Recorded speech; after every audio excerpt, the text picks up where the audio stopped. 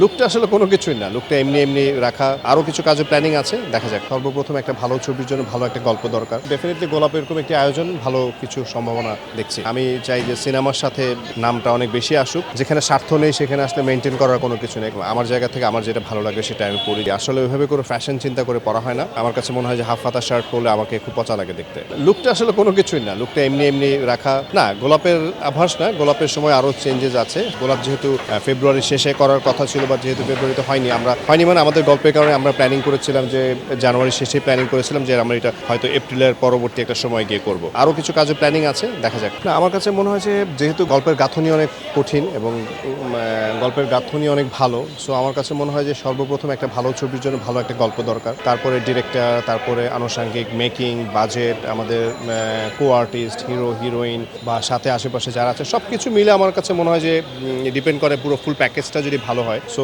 ভালো কিছু হবে। সো ডেফিনেটলি গোলাপ এরকম একটি আয়োজন, ভালো কিছু সম্ভাবনা দেখছি। আমার কাছে মনে হয় যে আমার সাথে জুটি যদি আসে সেটা আমার সাথে মানে সিনেমাটা আসবে। সো কোনো পার্সন না এসে, মানে আমি চাই যে সিনেমার সাথে নামটা অনেক বেশি আসুক, মানে সেটাতেই আসলে স্বাচ্ছন্দ্য বোধ করবো।